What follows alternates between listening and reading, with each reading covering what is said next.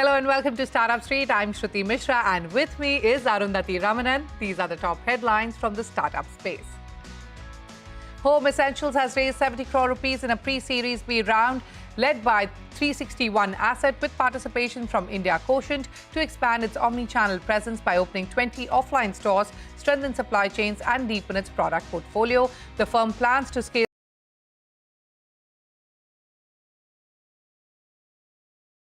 based deep tech robotics startup has raised $2.1 million in a pre-seed funding round led by Pi Ventures and others. The funds will be used to complete development of its proprietary snake-like flexible robotic arm technology, expand the engineering and R&D team, and accelerate pilot deployments across industrial customers.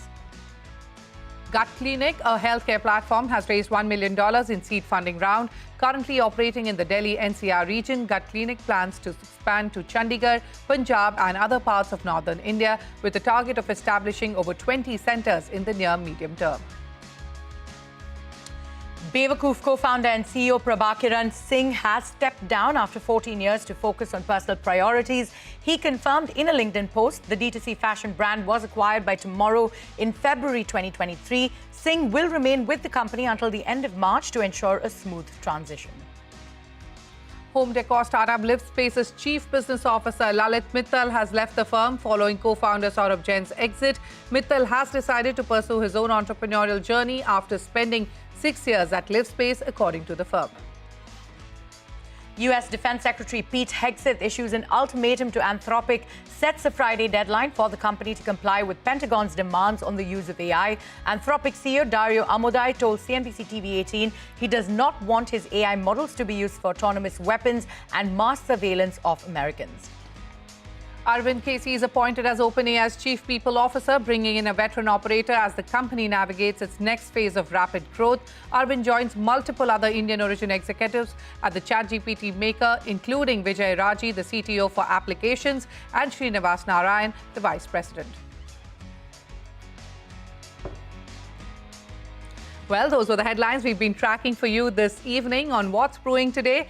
India's digital economy is booming, but so is digital fraud, with global losses now estimated at over $1 trillion annually. As compliance tightens under the DPDP Act and enterprises race to secure user data, the battle to build the trust infrastructure of the internet is intensifying.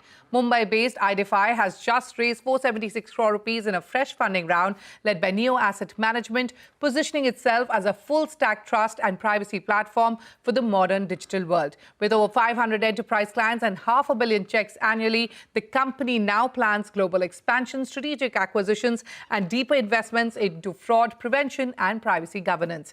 Joining me now is Ashok Hariharan, the co-founder and CEO of IDfy. Ashok, welcome to Startup Street. Now, this raise comes at a pivotal moment. India's DPDP Act enforcement, a 5x jump in budgetary allocation, and rising compliance pressure. Ashok, how much of this funding momentum is regulatory tailwind versus pure business performance? And what does this round truly signal? Capital, growth capital, consolidation firepower, or a larger global ambition? How do you plan to deploy the funds? First of all, thanks for having me. Is it regulatory tailwind or is it our performance? Obviously I'm going to say performance, but it's honestly I would say 3-4 things which we have done well. One is IDfy has grown significantly over the last couple of years, and we have taken pole position on detecting fraud and as well as on the privacy and data governance side. And with that. But the second big thing is obviously regulatory tailwinds do exist, and I think the regulators are getting serious about protection of Indian citizens. I think that's great. And the third big thing I think is unfortunately fraud has grown in this country significantly, right? Yes. And as fraud grows not only in this country but globally, platforms like us do need to sort of come and protect against that fraud. And with that, I think these are the three big levers for that growth. I think you did ask me about what are we planning to use this funds for. First of all, part of that fund went into giving returns to some of my earlier investors, employees, as well as angels. And part of it is set aside for international growth as well as for acquisitions. largely against our three platforms, which is around onboarding, risk, and privacy. Okay. We're looking at consolidating in those areas, and obviously for international expansion, where we're again looking for acquisitions globally as well. So we would want to start to look at Southeast Asia, Middle East, Africa, developing markets largely. All right. Like I mentioned earlier, 500 plus enterprise clients, 500 million checks annually, and you have built this profitably. So take us through your growth numbers and what do sustainable unit economics look like in a fraud tech business where threats keep evolving? Yeah. So last 6 years, I think we've been around for 14 years. Last 6 years have been fabulous for IDfy. On the back of something very horrible that happens to the world, which is on the back of COVID, which moved things towards digitization. But the second big thing lever was obviously increasing fraud. On the back of that, we've grown over the last 6 years about 15 to 20x, depending on 6 to 7 years, we've grown about 20x, and 6 years about 15x. And I think that's coming on the back of the general trend towards digitization, as well as fraud. And with fraud increasing and the way we are, fraud is evolving with fraudsters also using AI in a lot of places. I think we have to keep building tech to be able to catch that, because you use AI to catch AI fraud, which is what we are doing at IDfy, and we will continue to do so, and we keep building new stuff. All right. Do share with us some of the growth numbers that you're seeing currently. Yeah, I think last 3 years have been fabulous. We've grown over about 35%. This year is going to be even bigger, as on the back of regulatory tailwinds as well as global expansion that we've done. We are in Philippines, Indonesia now, and Middle East. We're seeing pretty large, heavy growth. I mean, pretty strong growth in those geographies. So we're expecting a pretty good year. The next year. The global RegTech market is still fragmented. What gives IDfy a defensible moat? If I'm a global bank or fintech choosing between an American major and IDfy, why should I pick you? That's the number one question. The second question, are we going to see IDfy emerge as a global RegTech consolidator, acquiring niche players to build a dominant trust infrastructure player? Yeah, first of all, I think one of the things that we decided very early is that we're going to go deep in the market, in whichever market we operate in. A lot of our global competitors go pretty, they do breadth over a large number of countries. So we said we'll choose our countries, but we'll go fairly deep and be able to assess risk, which is fairly localized, by the way. The way risk and fraud, the way fraud happens in India is not the way fraud happens in Philippines and Indonesia. So to think that you can take this, you can take a more broad-based approach would be, in our opinion, is not as valuable to the enterprises we work with. Second is because of that deep local knowledge. I think when it comes to solving for fraud and trust and privacy in these local geographies, global players do choose us over their global counterparts that they may have chosen somewhere else. The third question, will we become a global consolidator? That is the ambition, and we are like I said, we are looking for acquisitions as we speak. All right, and we'll surely keep a track of that on Startup Street. Wish you the very best as you expand globally and you keep innovating your trust stack. Many thanks for your time today on Startup Street. Thank you so much for having me.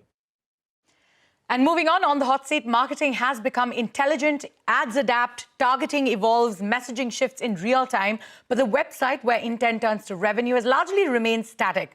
Now, San Francisco-based Fibr AI is looking to change that. The startup has raised $7.5 million from Accel and others to build what it calls the agentic web, a world where every URL becomes an intelligent, self-optimizing experience. With early claims of cutting customer acquisition costs by up to 50%, the big question is, can Fibr redefine how enterprises think about their websites in an AI-native internet? Joining me now to discuss this further is Ankur Goyal, the co-founder and CEO of Fibr AI. Ankur, thank you so much for taking time out and being here with us on Startup Street. You basically argue that marketing has become intelligent everywhere except the web, right? So what was the trigger moment that made you believe this gap was big enough to build an entirely new category around? Yeah, first off, thanks a lot for having me here. So I think I was an entrepreneur before this as well. I had a D2C brand which focuses on women's health, and we used to sell a lot of products where there's multiple USPs. And I always used to see significantly low conversions on my website. And that's like, if you think about it, website is the only channel that is owned by us, right? Everything else, Meta, Google, etc., is owned by those companies. And so that's where I felt like, with agentic AI coming in and with content becoming so easy to build, there is a possibility that websites will get redefined. And that's where we started, because we thought, if you are targeting very personalized messaging on a Meta or a Google ad campaign, why don't you carry that messaging back into the website and make sure the website is also personalized? Sure, absolutely. And you've claimed that you've seen 35 to 50% reductions in customer acquisition costs and up to a 10x increase in engagement, right? What's sort of driving those numbers, and how do you price this so that cost aligns with outcomes rather than, software seats? Take us through the kind of clients that you're catering to, and how have you helped them become more efficient?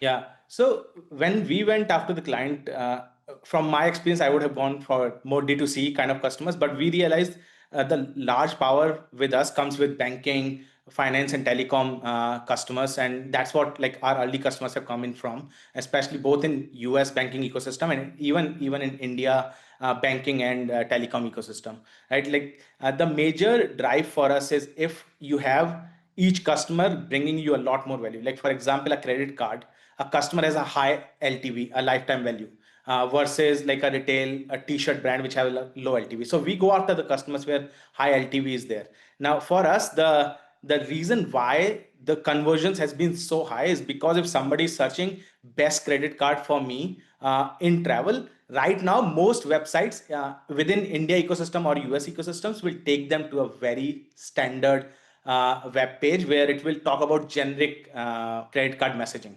But with us, what we can do is we can make sure the messaging is around travel, because that's what the customer searched for. And then this leads to a higher form fill on the website, and thus a more engaged customer, which I said like 10x increase in engagement, which we see with how much time they're spending on the website, what is the bounce rate looks like, as well as higher form fill rates, because now the customer knows, hey, I came for travel. And they are actually talking about travel with the credit card. So I might give the information and figure out if this is the right fit for me. And so those are the two things that are working for us, because we've been able to match the intent directly on the website. Yeah. And, we're running out of time. So if you could quickly tell us, you've raised this $5.7 million to build the agentic web, as you're calling it, where every URL sort of becomes intelligent experience agents, right? How are you planning on using these funds? Where will the money go? Yeah, so far we have been developing the product. Like now the goal and the focus for us is to get it to the market. We have good early customers, some of the Fortune 50 customers that we have. Now we want to build on back of those customers plus the funding that we have raised from Excel, and go out, do a lot of conferences, build our brand, do a lot more media coverage so that people know that we exist, and we can build a better revenue in this year. So you're still taking it to the customers. Have you already spoken to customers? Where are you in terms of, who you're talking to, and where are you seeing more demand coming for this product from? It's still one of the biggest sector that we are seeing demand is from banking. Like some of the largest banks in US are our customers. Some banks in India is also our customers. That's the biggest demand that we are seeing at least at our end right now. And the way we are approaching these customers is mostly conferences, which are very dedicated to customer experience, to conversion, to marketing efficiency. So that's how we are getting to these customers right now. All right. And, going forward, what would the mix sort of be between geographies? Are India and US your primary markets now, or are you already targeting other geographies as well? I think I'll say US is my primary market right now. And India is a market because we are close to Indian ecosystem. And so we end up supporting a lot of Indian ecosystem. But we are seeing a lot more pull in from most of the English speaking nations, like from UK, from Australia and Canada as well. And so that's what we want to have our energy and focus right now. So that's where your energy and focus is going to go. All right, Ankur, thank you so much for taking time out and being here with us on Startup Street. And we wish you all the best on this journey going forward. Hey, thanks a lot for having me here. Well, with that, it's time for us to head into a short break. Coming up, D2C fashion brand Libas is on track to hit 1,000 crore rupees in revenue next year. The apparel brand is now shifting focus to building a non-apparel portfolio. Details on the other side. Stay tuned.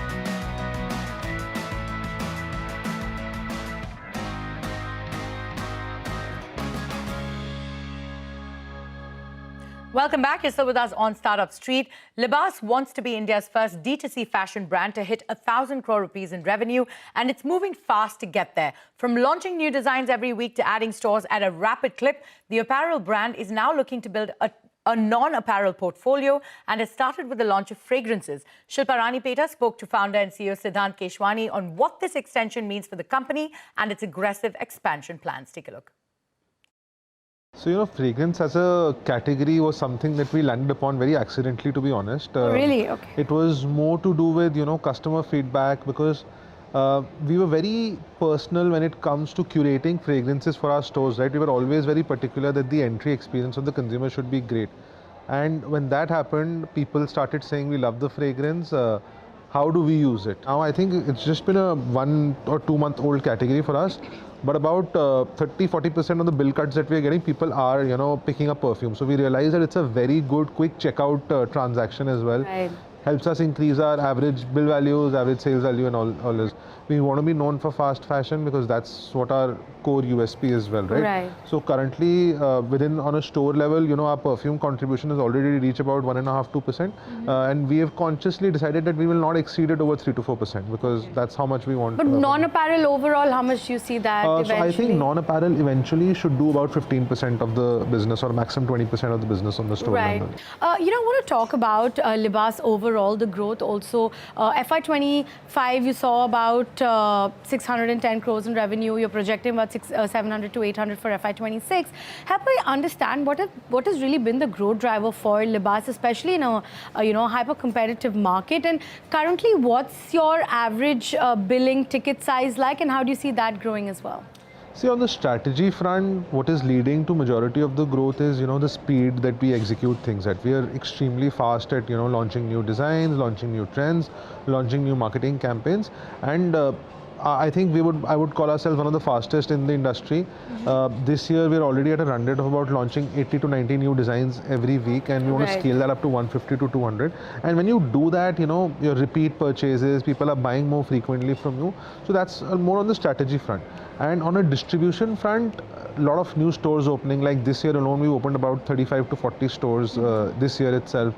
So I think overall, our store expansion is also fueling a lot of our growth, and I think stores are going to lead the next 2 years of growth for us. FY27, then, how do you see your revenue? I mean, what are the targets that you have set for the next? So, if God is kind, we would ideally like to be the first fashion brand, D2C fashion brand in the country to reach 1,000 crore revenue, and we want to grow now sustainably, organically, more profitably, and focus more on building efficiencies rather than just scale, etc. Right. So I think for us, 50-50 is what we see our online-offline split to be over the next 1 or 2 years. 60 to 70 stores a year, that's quite a bit of capex that will go in for you, and you have been profitable. But, if you are going to be investing a lot more into physical retail, that comes with a lot of investment capital required. How do you then sustain profitability, or do you believe you'll have to take a hit there to sort of put yourself on a growth path temporarily? So I think we've always been a brand which has been profitable since day one, right? So we're very conscious of our unit economics. We've run the brand bootstrapped for a very long time until we raised our first round about a year and a half back. So we still, because we raised a round just a year and a half back, we still have a runway to open about 40, 50, 60 stores over the next 1 year.